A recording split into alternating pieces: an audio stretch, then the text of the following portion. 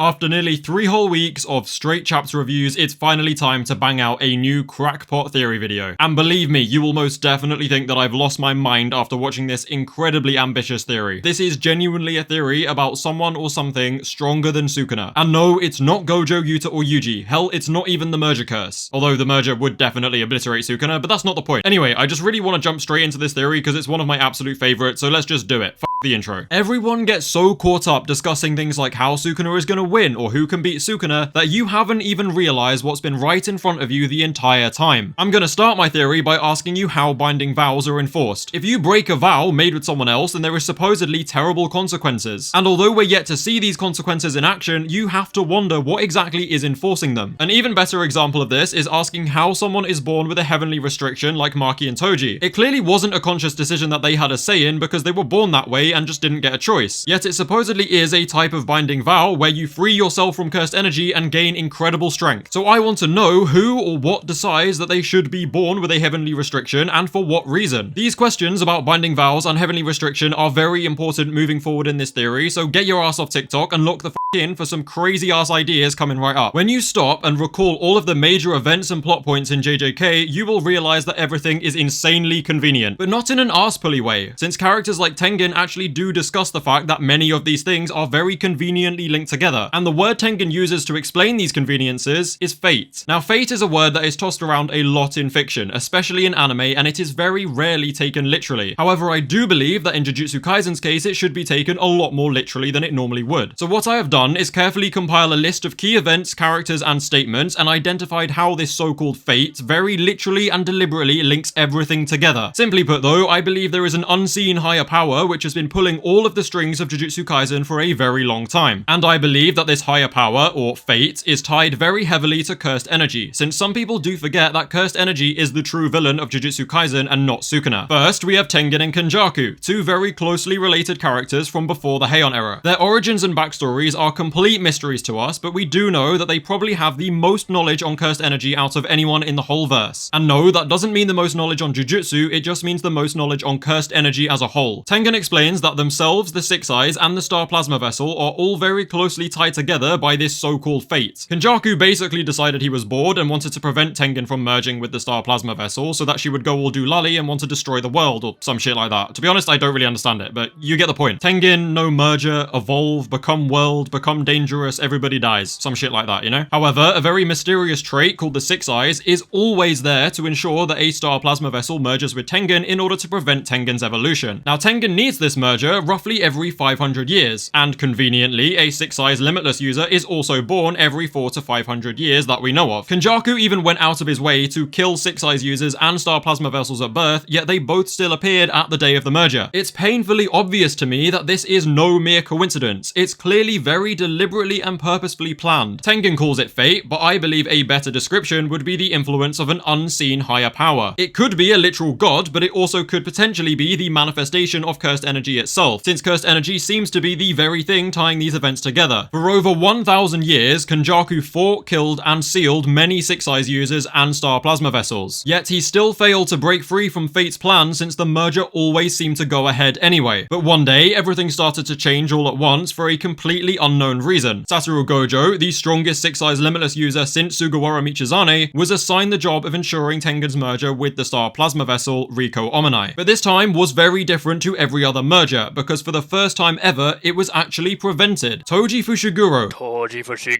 the one who left his kid behind, the one who somehow totally escaped the chains of cursed energy, managed to defeat Gojo and Geto, and then kill the Star Plasma Vessel before it could merge. Tengen seems to suggest that Toji was only able to defy this higher power, or fate, because he had escaped from cursed energy completely. And in the manga, this is literally represented as Toji breaking out of chains, the same chains that are used to represent binding vows. You see, there are so many things like this that are very closely linked, yet still so mysterious and unknown to us. But all of these events and factors are not simply convenient coincidences. They are deliberate and planned by something that we cannot see but has been pulling the strings for a very long time. Something much more dangerous than any sorcerer, including Sukuna. But all of these coincidences don't just stop there. Tengen literally says, then along came a boy with curse manipulation and suddenly all of the pieces came together. Geto and his curse manipulation being introduced at the same time as Gojo and Toji and with the failed merger was was absolutely no coincidence. Geto's curse manipulation is the only reason that Kenjaku was able to control Tengen and start his merger plan, because Tengen became more of a curse than a human following the failed merger. Again, these are not simply coincidences. There is something pulling the strings here that none of us can see. This higher power, or fate, is quite possibly cursed energy itself, since a huge part of Jujutsu Kaisen's story is about ridding cursed energy from the world. I mean, that is literally Geto and Yuki's whole motivation. It's the whole point of their characters, pretty much. And cursed energy is genuinely the main villain in Jujutsu Kaisen, not only because of the cursed spirits, but also because anyone who isn't Toji or Maki is bound by these invisible and unbreakable chains of fate. And that does include Ryomen Sukuna, aka the King of Curses. And now that Toji has been established as someone who broke free from cursed energy and fate, I can come back to that opening point of how do heavenly restrictions even happen? And this also begs the question of the Six Eyes and why fate keeps bringing this special feature back into the world of Jujutsu Kaisen. Exactly what role is Gojo meant to play if it wasn't ensuring a merger, since he definitely didn't manage to do that, and he eventually did beat Toji and grow up to be a very successful sorcerer still present in the story. Are you sure about that?